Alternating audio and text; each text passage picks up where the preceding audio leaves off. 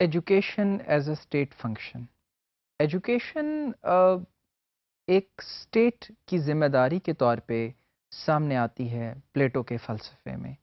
Education according to Plato is not a personal function, is also not a family function, but is a state function. How?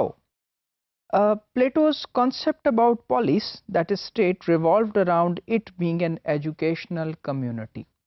یہاں مراد یہ ہے کہ اگر ہم Plato کے فلسفے پہ غور کریں تو اس سے مراد یہ ہے کہ پلیٹو یہ کہتے تھے کہ فیملی میں بچوں کے لیے ایک ٹینڈرنس موجود ہے, ایک سافٹ کارنر موجود ہے, اور اگر ان کی ساری مورل ٹریننگ کی ذمہ داری ماں باپ کو دی جاتی ہے, تو جس طرح اولڈ ایتھنس کے اندر کچھ ڈسٹرکشن ہوئی due to the parents feeling on the moral training of children and it being diversified, being different in every family, so they were unable to produce philosophers and people who were important and who would play important role in the state.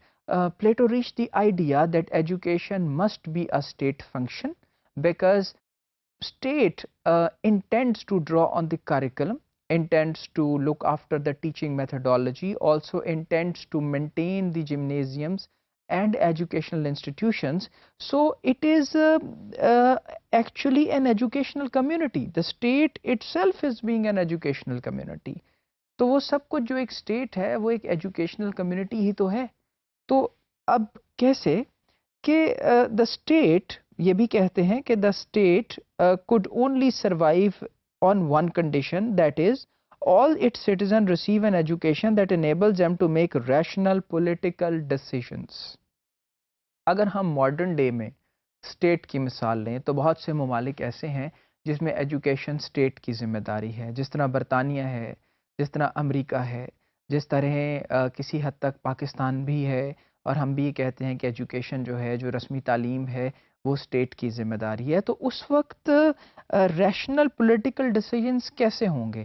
اسی وقت ہوں گے جب سب لوگ ایک rational process سے گزر کے آ رہے ہوں گے.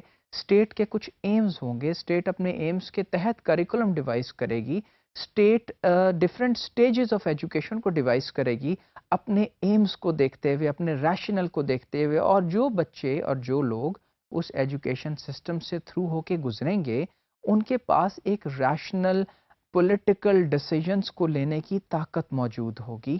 تو یہ ہے ایک ایجوکیشن کا اسٹیٹ فنکشن. اور پھر وہ یہ کہتے ہیں کہ it is up to education to preserve the state intact and to defend it against all harmful innovations. یہاں یہ دیکھیے کہ دو باتیں ہمارے سامنے آتی ہیں. ایجوکیشن کے دو فنکشنز ہیں. ایک تو یہ کہ ایجوکیشن اسٹیٹ ایجوکیشن کو امپارٹ کرے, اور دوسرا ایجوکیٹرز جو ہیں, جو ایجوکیٹ ہو کے نکلے, وہ اسٹیٹ کو ڈیفینڈ کریں. یعنی it's a cycle. If we look in other words, یہ ایک سرکل ہے, یہ ایک سائیکل ہے جو گھوم رہا ہے, جس میں ایجوکیشن جو ہے وہ اسٹیٹ فراہم کرتی ہے. جن لوگوں کو فراہم کرتی ہے وہ تعلیم حاصل کرنے کے بعد اسٹیٹ کے محافظ بنتے ہیں, اور اس کے خلاف ہونے والی ہر قسم کی چارہ جوئی, چاہے وہ سماجی ہو, معاشرتی ہو, معاشی ہو یا سیاسی ہو, اس کی سرکوبی کرنے میں نمایاں کردار ادا کرتے نظر آئیں. اور پھر اس کے بعد ایجوکیشن کے ایمز کیا ہیں؟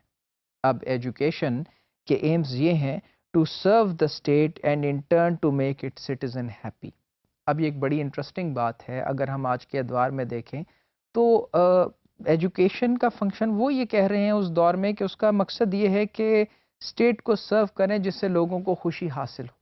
کسی حد تک یہ ٹھیک ہے, جب اسٹیٹ کو سرو کریں گے تو عوام خوش ہوگی, اور عوام خوش ہوگی تو وہ بہتر ہوگی. اگر ہم اس منفرد نظریے کو سامنے رکھیں تو آج بھی کچھ ملکوں کے اندر دیر از اے نیشنل ہیپینس انڈیکس, کہ وہاں کے لوگ کتنے خوش ہیں اور کتنے بہتر ہیں, اس سے اندازہ لگایا جا سکتا ہے کہ ایک اسٹیٹ کتنی کامیاب ہے.